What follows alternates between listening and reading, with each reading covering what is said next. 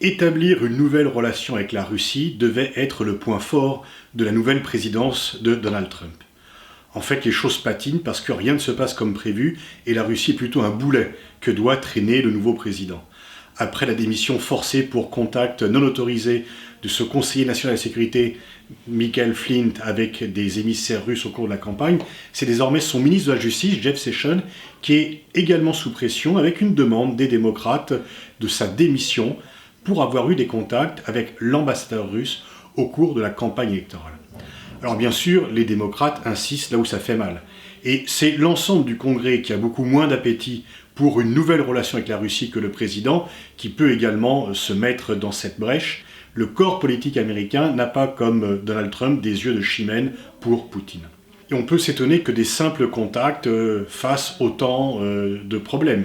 Finalement, il était sénateur, il est quand même normal de voir un ambassadeur. Mais ce qui lui est reproché plutôt, c'est d'avoir menti, d'avoir parjuré parce qu'il avait, sous serment, lors de sa confirmation, dit qu'il n'avait pas eu de contact. Et aux États-Unis, on ne rigole pas avec le mensonge. On n'est pas en France. Quelqu'un qui ment et pris la main dans le sac doit être conduit à la démission. Donc ce n'est pas tellement le fait d'avoir eu des relations avec les Russes que le fait d'avoir menti qui est reproché à Jeff Sessions. Ceci étant, c'est vrai que les démocrates estiment que les Russes se sont introduits dans la campagne électorale et qu'ils doivent leur défaite. C'est plutôt populaire aux États-Unis d'accuser les Russes d'être responsables de quelque chose et cela permet également aux démocrates d'oublier leurs propres erreurs de campagne et les faiblesses de leur candidate Hillary Clinton.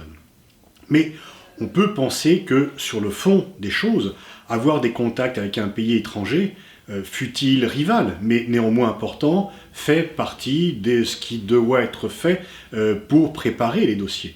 Et puis dans le passé, il y a bien eu pire. On se rappelle qu'en 1980, Ronald Reagan a intrigué pour que les otages américains en Iran ne soient pas libérés, pour faire plonger Jimmy Carter, qui était complètement enferré dans cette affaire, et effectivement l'affaire des otages américains à Téhéran est venue être une cause majeure de la défaite de Jimmy Carter et de la victoire, plutôt surprise à l'époque, de Ronald Reagan. Si on remonte dans le temps, il y a eu pire. C'est que Richard Nixon, bien qu'il ait toujours démenti, mais c'est maintenant documenté, avait œuvré pour que les Vietnamiens du Sud ne viennent pas des négociations qui auraient pu aboutir à un accord de paix en 1968. Il ne voulait pas que Johnson puisse avoir ce succès. Johnson n'était pas candidat, mais Hubert Humphrey, démocrate, allait être candidat contre Nixon, et Nixon a fait capoter les accords de paix au Vietnam, qu'il a par la suite signé lui-même comme président, afin que son rival démocrate ne puisse pas le brandir comme trophée. Donc effectivement, peut-être que les aides de Trump ont eu des torts en ayant des contacts avec les Russes. Une fois corse, le contact en tant que tel ne sont pas très graves, mais c'est le mensonge à chaque fois parce que et Flynn et Sessions ont menti pour avoir nié ces contacts. Peut-être aurait-il mieux fait de l'admettre directement. Aux États-Unis, le mensonge est un péché majeur. On n'est pas en France.